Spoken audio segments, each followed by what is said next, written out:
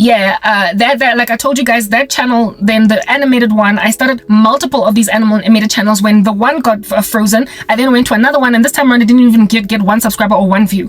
And I was like, okay, these people are targeting me by IP address or something. They are targeting me by facial recognition, voice recognition. I don't know, but something is just making them find my channels in particular. I'm pretty sure it is a technical thing that they're doing in the back end, like a mechanical actual manipulation and actual sabotage, and I can't escape from underneath it. So I imagine that the only way that I could ever be able to come up out of is if I invested in, like I said, a completely different SIM card and a completely different IP address coming from a different computer and a different whatnot to essentially hide myself so they don't have my IP. And I recently just literally got a job. I got a job, and I told myself that through that job, I'm going to then be able to purchase a computer, right? And I am going to have a new IP address, and then I will hide behind, and not animation, sorry, but facelessness. But then until such time that I can afford to buy that computer and all these things to set myself up, I'm gonna just have to sit back and not say anything.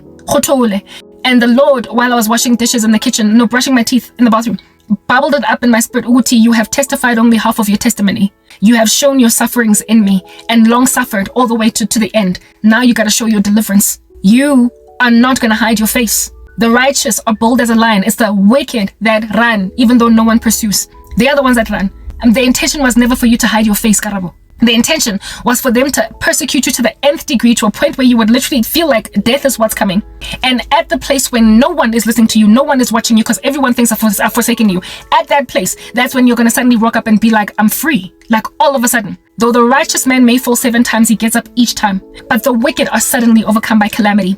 It is written in the first Psalm that blessed is the man who walks not in the counsel of the wicked, nor stands in the way of sinners, nor sits in the seat of scoffers. But his delight is in the law of the Lord, and on his law he meditates day and night. He's like a tree planted by streams of water that yields its fruit in its season, and whose leaf does not wither. And in all that he does, he prospers. Essentially, prosperity is not the equivalent of material wealth or being successful or whatever.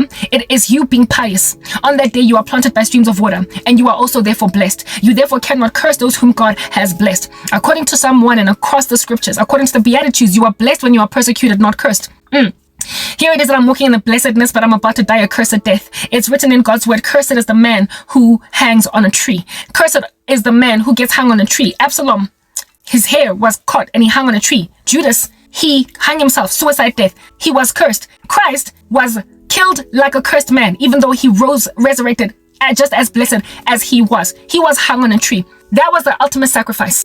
Jesus was the ultimate sacrifice. Jesus was he who knew no sin, but he became sin for us that we might become the righteousness of God in Christ. So Christ became the curse for us that we might not endure the curse. So if Christ hung on the cross, I am not to hang on it unless I'm dying a martyr's death. For me to go and hang myself, for me to go and commit suicide, that is accursedness. That basically goes completely contrary to Psalm 1, the first Psalm, right? I am supposed to be like Mount Zion, 125, Psalm 125, that does not perish but endures forever. It is written in Psalm 125 that the scepter of the wicked will not remain on the land allotted to the righteous, lest the righteous should turn aside their hands to do evil. And I told you guys that God kept on reverberating that in my ear some time ago, that the scepter of the wicked is on you, but it's not going to remain on your land indefinitely. And when he told me that, I was all excited and chuffed, but then things got worse from there. And I was like, God, you are telling me things, hearty big things, but you are not bringing through what it is that you are saying. That's the thing about God, right? Delayed gratification is not God's absence. It is exactly that. Delayed gratification is there for the purpose of inspiring long suffering in a sister or a brother. Do you understand what I'm saying? So I was walking in delayed gratification. I stopped believing my dreams. I stopped believing my prophecies. I stopped believing what God showed me about me. I stopped believing it because I was like, obviously I'm dying a Samson death. And I started to get all ideaty and excited about what heaven is going to be like, because I thoroughly imagined that I was about to go there right now. At my own hands. Imagine that, right? Anywho, anyhow, that's what's going on at the top of my brain. And with all of the stuff going on, and then I lose subscribers, and it just disillusions me even more. And then I'm not going to give you the details of this because really you don't need to know. Bottom line is, remember I told you guys that my family have been absent of support. They've been frankly kind of abominable in the way that they've been with me all these years. Well, a couple of years ago, before I lost everything, I got a dream And when I woke up from it, I was like, okay. And I brushed it off. Where the Lord said to me audibly, I remember the words, the Jebusites, the Amalekites, the Cushites, the Gershusites, basically all the ites that were enemies of God. You will remember those in the Bible, right? He was like, the Jebusites, the Cushites, the Amalekites, the whatnot-ites are coming against your family. That's all that I had in that dream. It was in a dream form because I was asleep, but then I remembered the words very audibly when I woke up. The Jebusites, the Amalekites, the Cushites, they're coming against your family. That was way before I lost my job. I was still newly born again, and I brushed it off, and lo and behold, after 3 years of being trained up in the Lord, I then get entered into the worst persecution of my life by the world around, and my family sat back and did nothing. My family sat back and did nothing. If anything, in certain parts, they were even mutineers against my life. They actively participated in the mutiny against me. They were exactly like Joseph's brothers. And the Amalekites, the Cushites, the Jebusites, it appears they came against my family. What was the Lord showing me? That there was He was showing me that there is going to be a curse on your family that is going to make them disregard your plight, your cause, and the fact that this is incredibly and exquisitely inappropriate to walk like as Karabo's family member. You should not be treating her like this. You should not be abandoning the woman like this. And yet they will. They are going to abandon you. They're going to let years progress and watch you suffer. And as a result of their la-di-da, complacent, chill, making like a stiff log, doing nothing, the world around is going to try and juice this, okay? 2 Timothy 3, Janus and Jambres is going to try and stealthily worm his way into your life like a weak-willed woman, trying to burden you with passions. Women are going to try and make you settle. People are going to make you try. They're going to want to try to make you abandon the promise that I gave you. And they will be using nothing but the fact that you don't have anybody. They will be using nothing but the fact that your family don't have your back. I'm on 5% battery now. They will be using nothing but the fact, I'm even thinking about going in and finishing this message from inside, but I so hate the quality of the inside. Like I'm on 5%. This is just gonna like die on me, right? 1 second. Okay, look, I keep moving and moving, and I'm not really comfortable talking here because like it's eavesdropping is the problem. Goodness gracious, I wish I had a USB charger in my phone. I really do. Because then I would not be struggling with such issues as this. And I don't want to record inside because I just, the logistics of editing from that side, all the masking, it's not worth my time. Goodness gracious, this dog. Anyway, whatever. Let's move on. Yes, I last ended off with Jebusites. Yes, people, basically the Jebusites, the Amalekites, etc. coming at my family. The Lord had already shown me that situation already long ago, right? This light, I'm going to keep it on because, but this dog, the Lord had already shown me that I would essentially endure negligence on the part of family, or something would happen that would make my family out of character, just act strangely. Okay, now I already made mention of Matthew 10, right? Matthew 10, that from now on a man's enemies will be members of their own households, and that there'll be 2 against 3. So what I'm trying to put out there is that the Jebusites, the Amalekites, the Cushites, the etc. that came against my family, they did come against my family, but it must also be comprehended that you can't win them all. Sometimes, you will only reach for sobriety certain people, while others will just completely continue to ignore a particular circumstance. Some of my family members have come around. That's what I'm trying to explain to you guys. It has been too painful for them to watch. It has largely been the elderly that has come around, but there also has been like the youth, like one youth in particular in my family came around, and the rest have been the abo mama, abo uncle and whatnot. They came around. Not only that, but my siblings also came around among the youth, right? What needs to be, because that's just the order of things. Like, kids, when kids watch their parents act a fool, but they don't feel an incentive to do differently. So it had to happen such that it would be top down, the coming around of my family members. Basically, their parents feeling so much like trash and having not been responsible for a child, that the kids would now start to act a little bit better. All right, I'm not going to get into the details exactly as to what's going on there, because like I said, y'all don't need to know, but how it is that I would ultimately come out of this horrific situation. There was no way, according to God, I'm on 15% again. There was no way, according to God, that I was ever going to come out of this through anyone from the outside. It was never intended for me to escape, to get rescued, to get adopted by new people. I told you guys, if at all you've listened to me for any amount of time, that my family used to be like Medea's family back in the day. And when I came to Christ, I prayed for their redemption. All right. And by Medea's family, I mean, we were many. There were a lot of us. We were in camaraderie. We loved each other. We were good. Do you understand? And then life progressed and divisions happened. People turned awry. They did strange things. And now Sekgole all separate.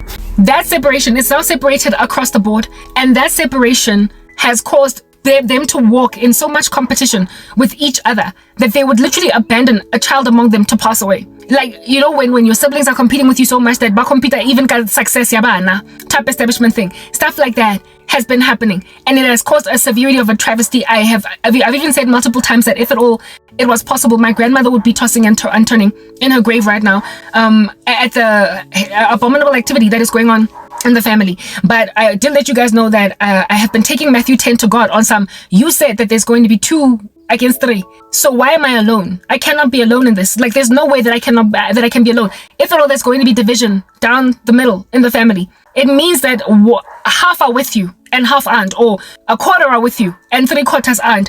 There must be some who are with you.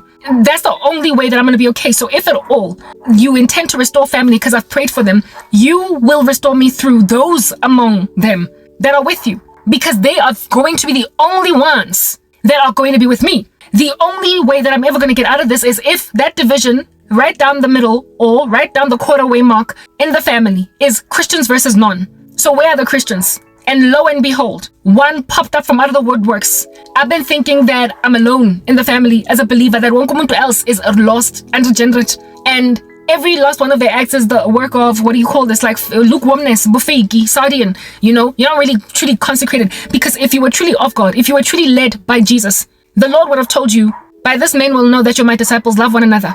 You will not forsake one of your own. When she is hungry, you will give her food. When she is naked, you will give her clothes. When she is in prison and sick, you will visit her, etc., etc. You will basically be a Christian to my Christian. So the only way that I would ever be able to confirm if any family member of mine at all was a born-again Christian would be if they help me, would be if they actually go out of their way to help me. And it's happened. It happened. I got helped by a Christian family member. Story long, short. I'm not going to get into the details of that. But what I'm trying to explain to you is that there was no way under heaven that I was ever going to get out from this hole other than through a family member. It had to be family, because men have tried to exploit me, women have tried to exploit me, non-family members, outsiders have only ever tried to exploit me, and the exploitation got to a point where my whole YouTube was shut, so I would either settle with darkness or die. It is literally, how can I explain this? You know the wisdom of Solomon in the scriptures. The wisdom of Solomon in the scriptures with those 2 women and the baby wanting to cut it in half. The woman who mourned over the baby, refusing the baby should die, was given the baby because that was obviously the baby's mother.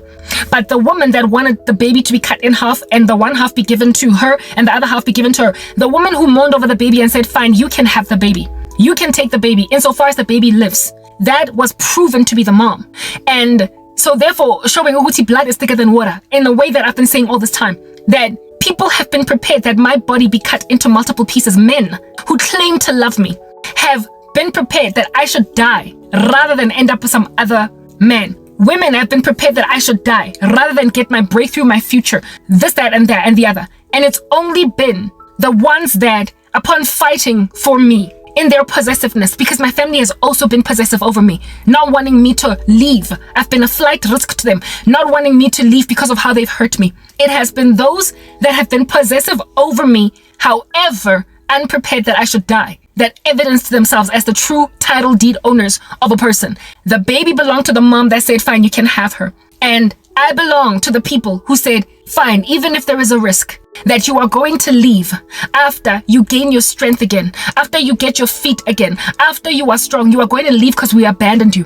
We forsook you. We, We neglected you. We betrayed you. We did not do right by you. We let you lose 10 years of your life. We watched your womb become geriatric. We watched you turn 40 with nothing at all. We watched. We broke you. We did. But we're gonna let you get your life back, risking that you will, once you are strong again, really strong financially, walk out and never turn back. That you're gonna go and marry a man and never invite us to your wedding. That you're gonna go and have children and never let us see them. That you're gonna go and basically it was the ones that were the rightful mom of the infant. They were prepared to lose the infant just so the infant can live. My family got to a point where they saw that I was dying. I don't even know how that happened. I do not know what came to them, whether it was a dream or a vision or what, but something registered in them that Karabo a tlhokafala. It registered. My family woke up, you guys. That's what I'm trying to get at. It registered. And one of my family members, God bless her soul, a Christian, a wonderful woman, has given me a job. I am starting, I don't know when. I'm still yet to go for the interview, but it's a done deal. I'm gonna start working probably next week, Monday will be my first day on the job. It's presently Monday right now. It's Monday today.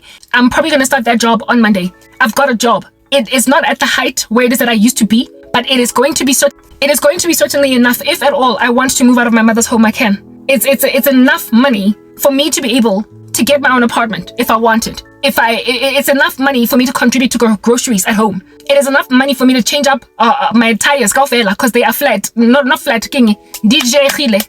The sun is setting right now, guys, so I need to finish this message. My tires are gone, so I need to replace my tires. I can service my car. It is enough for me to go to the orthodontist and fix the fact that one of my teeth are crooked. They shifted out of place during the time of negligence. It is enough for my face, the dermatologist, to go and deal with my acne. Truly, it is enough for me to basically even you get my point, whatever I need, go to a dentist, deal with my cavities, you get my point. It is enough for me to essentially be safe, have a YouTube channel that's only getting 1 view per video, and still be okay, because I've got, never mind money, but my own apartment, never mind money, but family that has repented. That's what I'm trying to get at. It's not all of them. You can't win them all.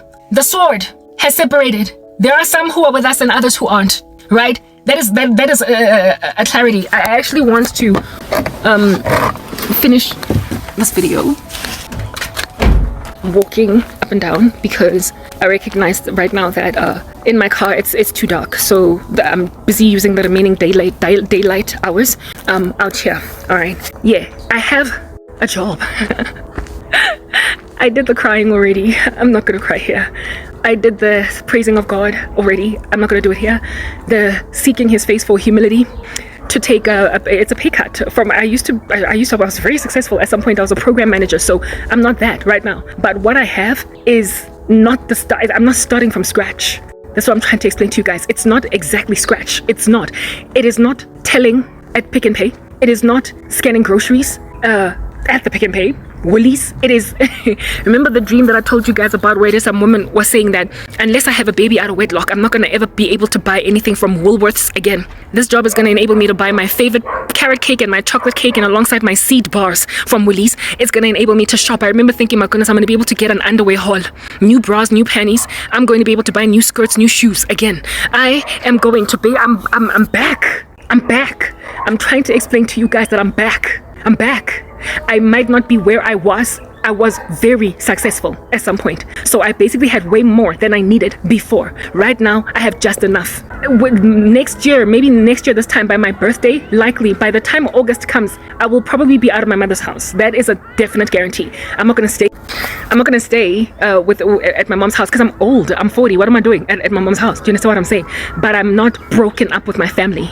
So the risk that they took to basically help me come free, even though there's a history of betrayal. They betrayed me, they hurt me, they abandoned me, they let me get a geriatric womb. Do you understand? They watched me not marry. My desires for a husband, all that, have been essentially forsaken. Say hi to my cat back there. All my desires have been just looked at like, whatever, who cares? Karabo. The sun is that way, so let me look in that direction. Whatever it is that you have needed that we have ignored, whatever. I mean, to take away 10 years of a person's life, that's a pretty big infraction, okay? It's a big thing. But you see, remember Joseph, when he got recovered, and when his brothers came to Egypt, and they were scared that he was going to incarcerate them or imprison them, whatever, because he was like the head honcho now. Remember what he said? He said, don't be scared. What you intended for evil, the Lord intended it for good. The saving of many lives. Now, speaking to the part of the saving of many lives, the only reason why I'm coming back to my YouTube channel, even though it's empty, even though it's dead, even though nobody's watching it, is because I am literally coming here to minister to those who have blocked my channel. I am ministering to those people who have frozen my YouTube and have said that you are not gonna get anywhere, you're not gonna get views. I am ministering to the people that are saying you are never gonna grow a TikTok, you are never gonna grow a Facebook. Essentially, whatever it is that you can potentially do to proliferate yourself, you are not going to do it. And until you settle for me, until you take whatever it is that I offer you in your stride, I am coming back to them because they're the only ones watching me. My enemies are the only ones watching me. And of course, subscribers that are too scared to look at what's going on with me are the only ones that have access to my ministry. The outside world is not having my content shared to them. It's not being proliferated. The outside world does not know what's going on. So literally the only people that have access to me are my subscribers, alongside who are this? The witches, the covens, cult members who are monitoring me, my monitors. The Lord has set apart hellfire for the devil and his angels. It is not for people. Do you understand? You are not supposed to go there. You've been convicted of sin. You've been guilty all this time. Here's the deal. Even if you keep my YouTube channel frozen, I will be okay. Even if you keep me in the darkness, in terms of social media presence, I will still be like one of those unfortunate souls that keep on loading on YouTube, going nowhere, but they can still buy bread. I am still going to get my apartment. I very potentially am still going to get even my husband. I am sorry. I'm still going to get my apartment. I'm going to get my husband. I'm going to get my potentially, the way things are happening so fast right now. Like proper, first, the first person to come around was my baby sister. I didn't expect that. My little sister just walked up and slapped me with an apology the other day, and a big fat emotional get-together happened, a hug, a reconciliation, and I was shocked because it happened when I literally did not expect it. And then a couple of days later, it was my older sister. And then a couple of days later, one of my other family members from outside out here rocked up. Everybody was doing stuff with them, saw my pain, saw my sorrow, realized that we can't leave Karabo like this, and she's the one that gave me a job. Things are happening like so. It's weird to me. And even though initially I might not have trusted the process, because I've seen before what came.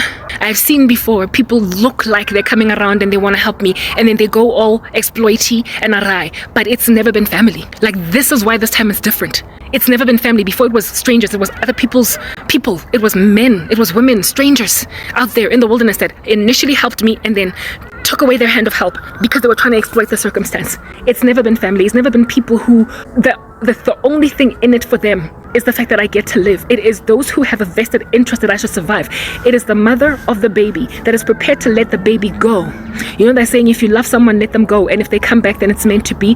It is the mother in that story with the Solomon wisdom that it was prepared to let the baby go, that ultimately got given the baby by Solomon. So I've always wanted the recovery of my family. I've been praying for them, for their souls and all that jazz.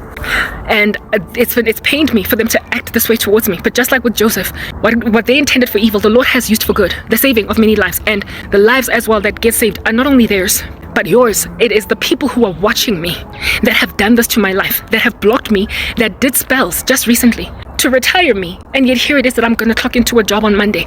The people who have done spells to make me scan groceries at the Pick and Pay, and yet here it is that I'm going to be clocking into a corporate building, a 9 to 5.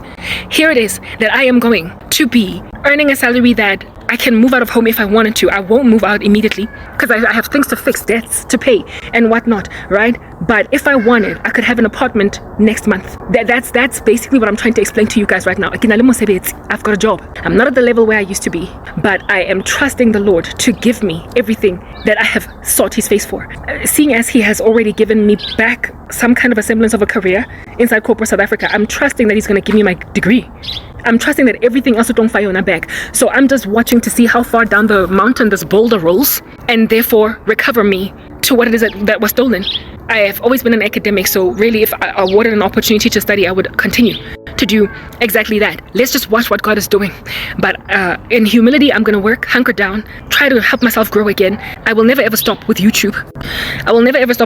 Right? And all that jazz. But what is imperative to understand is that the only reason why I'm uploading in a channel that's going nowhere is because it does not hurt anymore to upload. Guys, I am no longer talking into a vacuum that's empty, a vortex that is the end of me. We are no longer dying together. This is no longer a kamikaze mission on the part of the occult, where it is that being like suicide bombers, they are killing me and themselves. Now you're just killing yourselves, because just like any other random housewife with a lackluster YouTube channel that gets 5 views for every lackluster video she uploads, but nonetheless she's got her needs catered to, that's who I am now. I'm just some YouTuber that's going nowhere.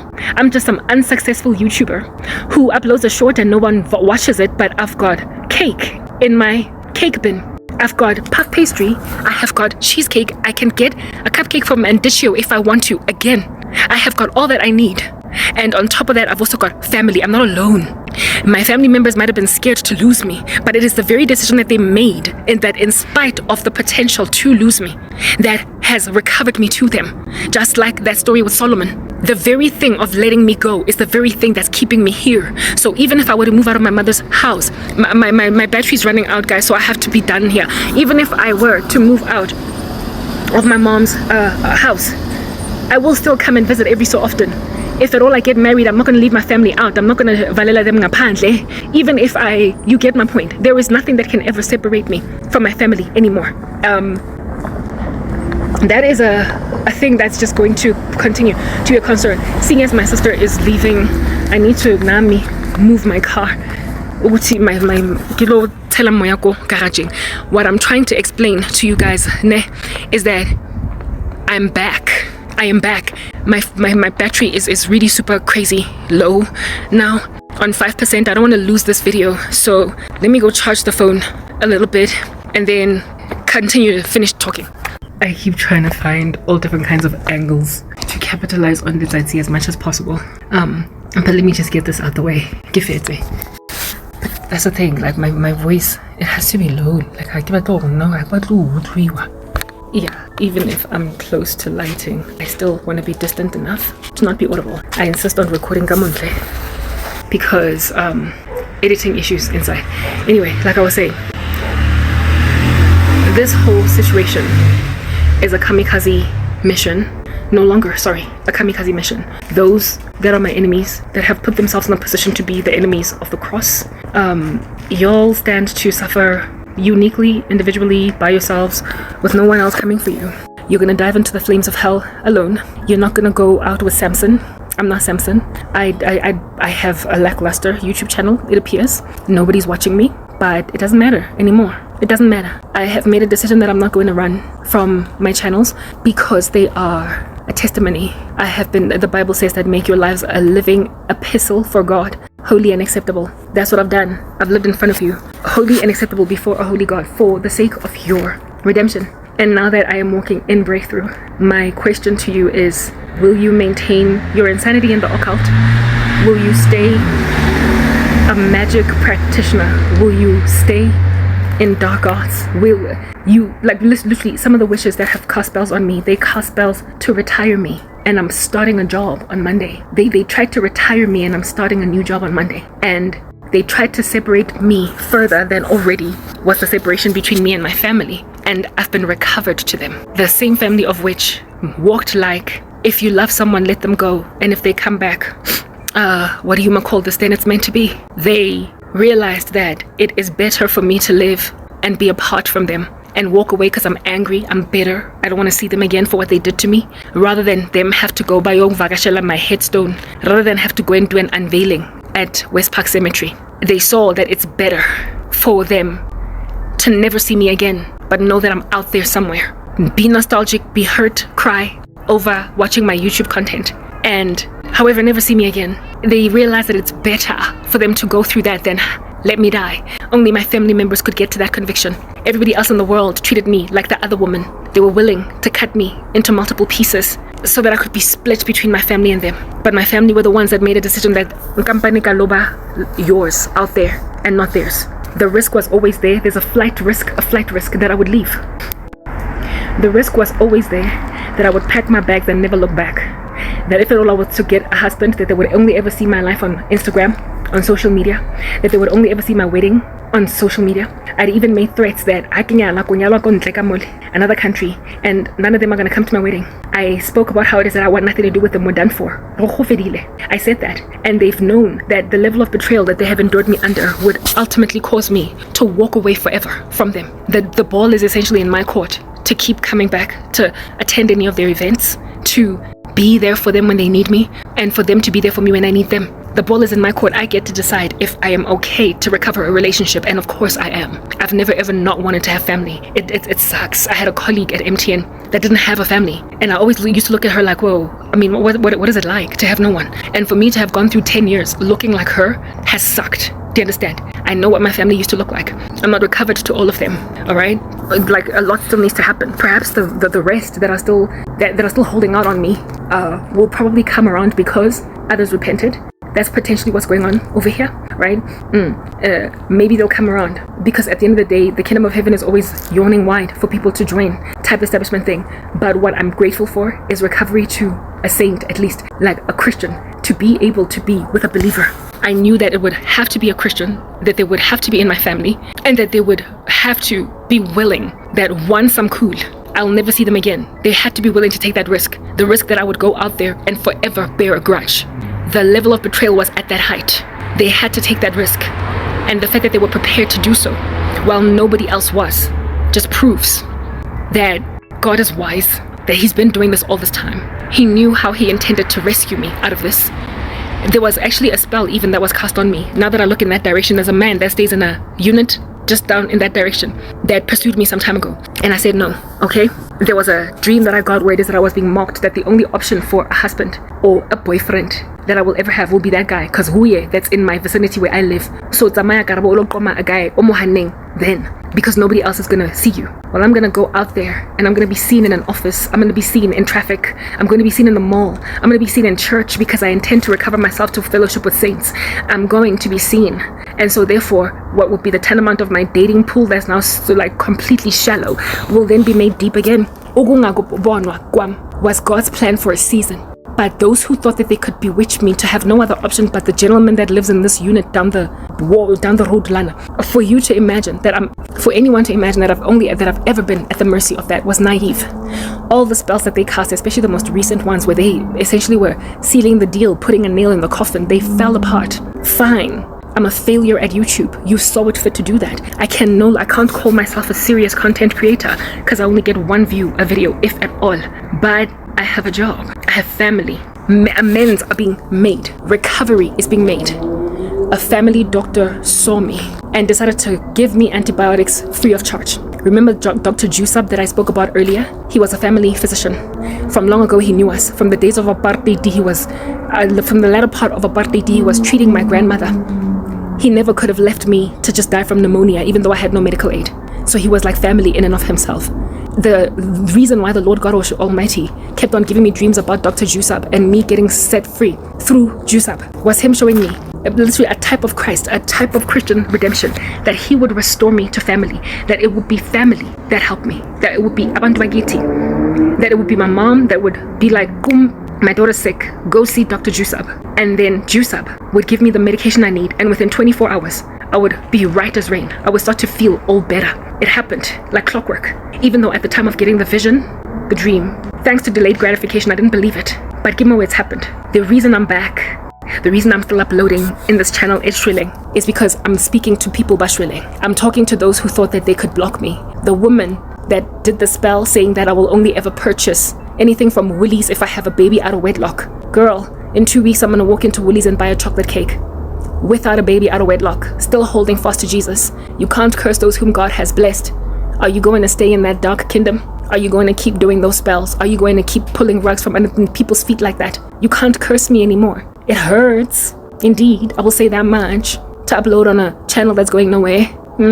It really does suck. But no more than it sucks for any other random employee in corporate South Africa that's trying their hand at social media and gets no views, one little like maybe, and thereafter tumbleweed for you to upload something and after 5 hours you still have 0 views. I won't be the only person like that, but I will be among the few that are like that, hoping to however monetize so they can get out of a rut. I'm no longer that girl. I will keep uploading on that same content, on that same channel, that you've shadow banned, but this time around, it doesn't matter that no one is watching me. It doesn't matter. I'm okay now. And I'm not gonna hide my face.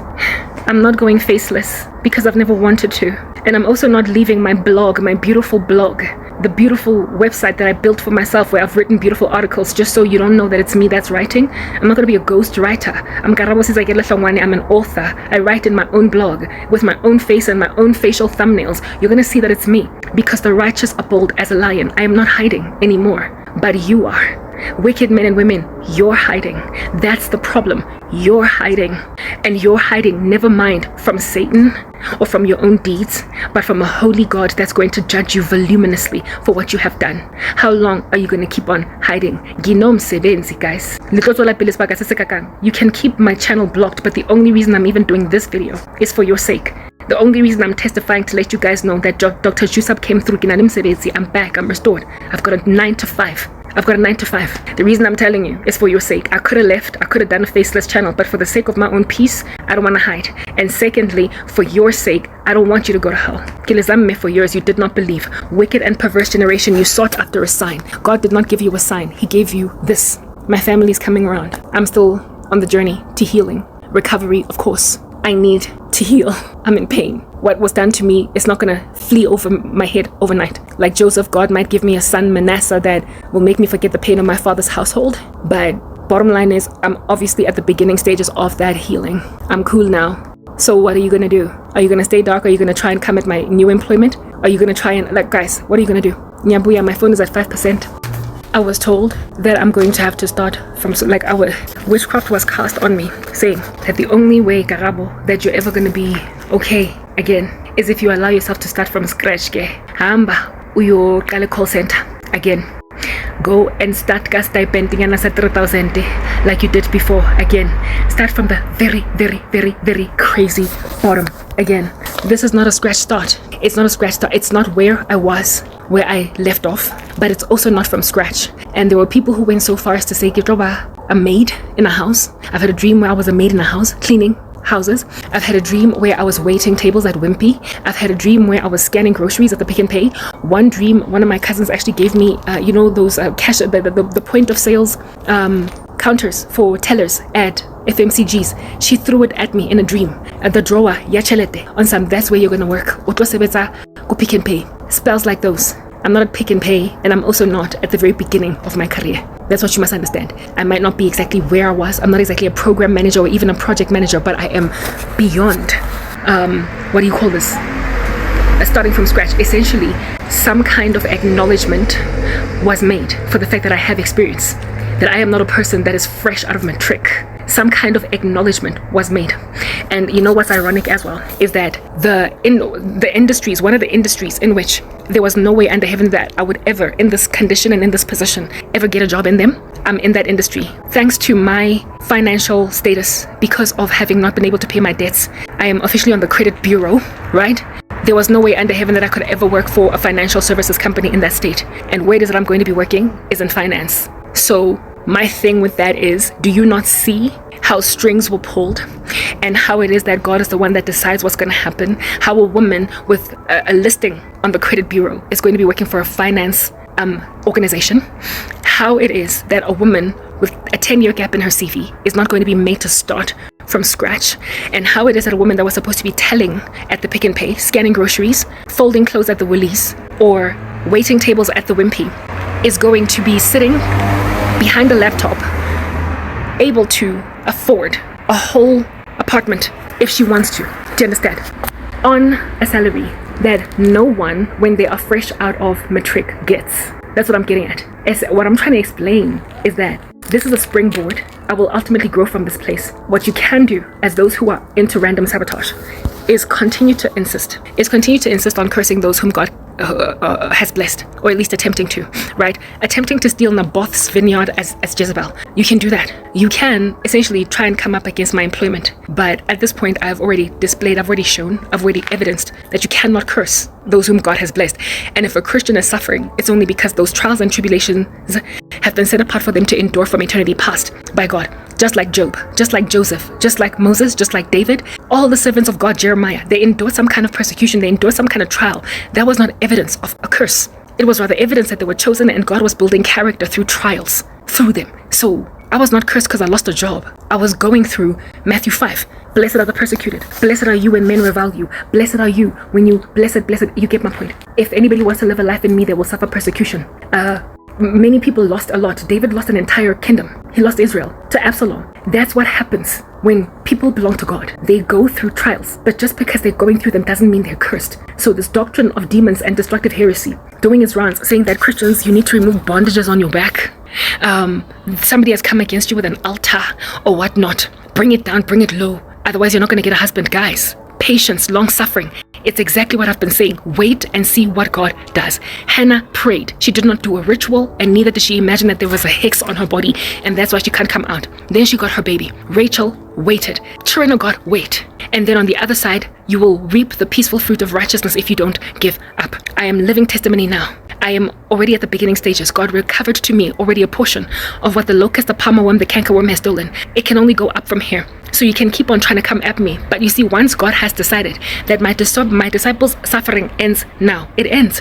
So this time around, you can't pull the rug from underneath my feet again. You can't cause me to lose my job again. This time around, I already did the time. That's what I'm getting at. I've done the time. You did the crime. I did the time. And there's no going back to prison. I'm out. I'm out now. Like, the bars have been swung open. I am officially out of jail. And I'm not going back. So there's no colleague that can ever sabotage me successfully again. That was a test. I went through it. I passed. Are you then going to be that colleague that keeps on cursing your colleagues? Are you going to try again? Guys, are you going to come at my face? So many people came at my face, like the casting of spells of my beauty, like to make me age overnight. It didn't work. Are you going to keep trying that? What are you going to do? Already there were so many evidences, but what I'm trying to explain to you guys is that the final evidence is now in your face, and some of y'all are going to mourn. You're going to grieve. You're going to cry over this. But my prayer is that when you do cry, you will cry tears of contriteness instead of what do you call this thing? Crocodile tears because you got caught. Do not cry because you got busted. Cry because Christ has shown you that magic does not work and that you're on your way to hell. That Christians cannot be cursed. That you cannot just take a Christian wife when you are ungodly if this woman is consecrated. That you will always have butterfingers when it comes to grasping Christians. You will always lose them. They will never ever be yours if God has not put them in your hand. If they're bespoke to other people, you can't take them. What God has put together, let no man separate. So my prayer is that your tears will lead you to Christ. You will realize that witchcraft doesn't work. Be recovered to the King. Recognize the folly of your ways. Like Jacob, walk with a limp, but see that God has at least blessed you. That's all that I am here trying to do. My desire is that you should repent and give your life to Christ, and not that you should be bitter because I came out. It's the only reason I'm uploading in this channel. I wanted to go faceless, and I also wanted to start something new because I am tired of being pursued in this environment. But this is the environment where I suffered, and so therefore it is the only fit for purpose environment to show that God delivered me. It's the only place to come and comfort my subscribers who have been looking out for me, who have desired my redemption from sorrow, for me to show them. The people who have favored my righteous cause, I owe it to them to show them that I got freed. I owe it to them. I owe it to every subscriber that's unsubscribed because they were scared to watch me die. I owe it to them to show up and say, look, I got a job. I owe it to them. And I also owe it to YouTube and Instagram and TikTok and basically all these social media platforms that banned me. I owe it to them to show them that you banned me. You made it impossible for me to make money on your platform, but there are so many other places where God can help a saint along, and I belong to them now. You can either open the floodgates for me again and let me thrive on your platforms, or essentially leave me be one of those unsuccessful YouTubers. I will never be able to proliferate my message online, but at least I got food on the table. I got a beautiful child. I've got a doting husband. I've got everything I need, just not a YouTube channel that's thriving. Like proper, I will live. I will survive. If I have got an ability to take care of myself, I will survive, even if I never prosper to reach hundreds of thousands of people in a video on YouTube. So those at YouTube who are sitting actually actively pulling a lever and unsubscribing my subscribers and unfollowing my followers, all those people, will you continue in this insanity? At the end of the day, you're all human beings. You are mere mortals made in the image of God, and you ought give your lives to Christ. Will you risk your souls for this? What does it profit a man to gain the whole world and yet lose his soul? What is it going to give you to maintain all this insanity? What is the point? What is the point? You literally were on a mission, a homicidal one at that, to end a woman's life. It failed. Be ashamed enough to turn over to Jesus. Yeah, like y'all can either make a decision to repent or perish. I rocked up here to share this testimony literally for nothing else but your sake. I don't even know if anybody's gonna watch this, but like I said, effectively it doesn't matter anymore if anybody watches me, but whoever will, this one's for you. Like the 1 or 2 people, it's written in God's word that heaven rejoices when even one sinner repents. So if there's only like 1 little person or 2 people, 3, that will watch this video across my multiple channels, and they will get healed, they will get down on their knees, repent, see that God set me free from their spells, the many of them that they did, there'll be 3 times over a celebration in heaven, a big fat chunky party in heaven because of one sinner that repents, right? However many are going to view me, YouTube has set me up for failure to make sure that I don't go anywhere, that no one watches me. I'm only uploading on YouTube because I don't have the emotional energy to upload anywhere else. But that's all that's needed, because that's my biggest base anyway. Well, followed by Facebook, but I'm not going to upload this on Facebook. You know what I mean? What I'm trying to explain to you guys is that you have a vested interest in responding in repentance. There's nowhere else that I'm going from here. once I came back from Jusup's offices, I healed. I didn't even have to call him. Even though he gave me his number to call him overnight if I had any issues, I healed. I recovered. Do you understand? I lived to tell the story. I lived to repent. I lived to give my life to Jesus Christ. The Lord survived me then, and he will continue to survive me. And that was a foreshadowing of a time like this, where it is that I would be neglected by just about everything, and eventually something will pull through at a time when I literally concluded that this must inevitably result in nothing but my death. I'm obviously gonna die. And here it is that not only am I alive, but I'm alive in a way that my enemies are presently not. My enemies are inevitably gonna die if they don't do better. I've been saying, guys, that you can't carry on like this. You can't carry on like this. And this person that helped me in the family is now the best of friends that I could ever have. We are such kindred spirits. We get along on so many different levels. She's so, the tongue, the speech. The speech of heaven is on her lips, and it's so comforting to speak with somebody like that. And from what it is that I understand, where it is that I'm going to be working, there's a lot of like believers just like me. So essentially an environment that is covered with a hedge of protection, like making it near on impossible for anybody at all there to successfully harass saints in that space. It had to happen this way. It had to be family. It had to be, because men would have only ever exploited me. Women would have only ever helped them. Women would have only ever exploited me in and of themselves. People would have only ever tried to plunder me. It had to be family. It had to be people that were prepared to let me live, even if I don't want to live with them. Like the guy from America, for instance, was like, if I can't have you, I don't want anybody else, and no other man is gonna want you, and seeing as you don't want me, you gotta die. Like, it's only strangers that can do stuff like that. Strangers that don't know you, that come from outside, that have not grown up with you, that have not, what do you call this? They've not raised you. Strangers that have not seen you go from grade naught to matric and broken bread. Strangers that have not watched you get pimples and then get cleared of skin. Strangers that have not watched you get your first A in school. Strangers that have seen nothing, that have not changed your diaper. They are highly unlikely going to have your back when nobody else is trying to have your back, unless there was something in it for them. And I had nothing to offer.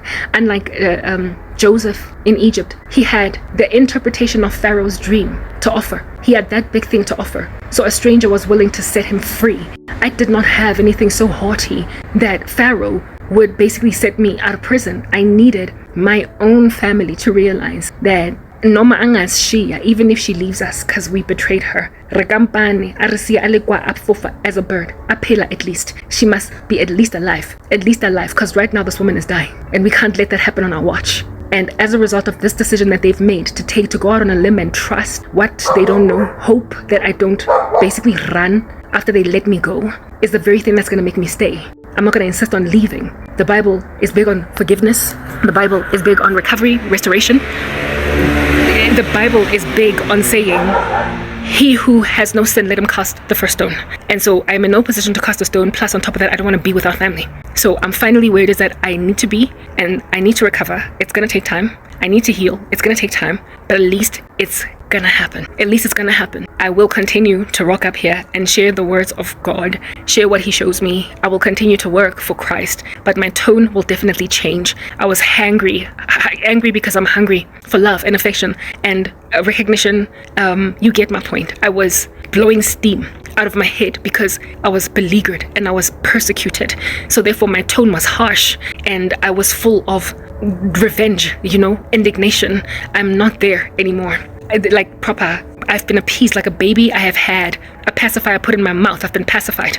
This here is my pacifier. As a result, and as a result of there being a pacifier in my mouth now, I'm no longer going to come here blowing steam as much. So my tone is definitely going to change. I'm not going to be as mad anymore, even though I get horrible dreams about witches and whatnot. Bottom line is, insofar as I have God protection, insofar as I have God love, and insofar as I've got sustenance, provision, independence, and insofar as I am no longer at the mercy of licentious men and the women who help them. I can come here with gentleness. If anything, this morning, the Lord, when I woke up, he was like, now go and do the works that you did at first. That is what he says to the letter, to the church at Ephesus, in that letter in the book of Revelation. Ephesus has this one problem. Love, right? I have this against you. You have forgotten your first love. Because they essentially are walking in what would be the tantamount of faltering from 1 Corinthians 13. They're a loud gong and a clanging cymbal, that even though they've got words of wisdom, even though they've got words of knowledge, even though they've got tongues for days, they have not love, and so they have nothing. They stop loving because they get persecuted. They get squeezed into such a tight corner that they are harsh in the way that they speak with their enemies. But the law says that whenever you are giving an account for the faith that you have in Christ, you must do so with gentleness. I have lacked gentleness, I will admit it, and I have been unloving sometimes because of how beleaguered and persecuted and how much attrition has been on my back for all of these years. Well, I'm gonna go and do the works I did at first. So indeed, I can be like the church at Philadelphia, where it is that I'm not going to let anybody steal my crown. When the rapture does happen, I'm going to go in there because I'm going to be restored to biblical Christianity. And even in the way that I rebuke my enemies, I am going to do so in a way that has love, without the anger, because the anger was as a result of hunger. I was angry because I was hungry. But with me being fed, I'm going to be able to basically share prophecy in a way that is gentle, in a way that is rebuking, calling people out from the darkness where they are at, without screaming and yelling at them because I feel as if though they're the reason why I'm incarcerated. Now that I'm set free, the tone will definitely change. That's something you can expect. And also, now that I'm set free, I will not be upset at the lack of subscribers, the loss of subscribers, the lack of views. It's no longer going to be a thing because I'm no longer trying to monetize a YouTube channel. I'm just trying to get the message out there, and whoever will heed it will heed it. That's what I wanted to let you guys know. So this is a massive breakthrough. Like proper, I've been delivered, okay? It's only the beginning, and I will continue to share my testimony, and I hope that you have been super crazy edified by this, and recognize that God will always set apart a Jew sub for you. The Lord will always bring forward some kind of a Dr. Jew sub for you, a person that is going to appropriately respond to your wounds, appropriately respond to you even when you have nothing, a person that the Lord has set apart to, though you may be in doubt, will nonetheless set you free. Watch this space. I am signing out in Christ's name, Crank. I hope you've been edified. Amen. Bye-bye.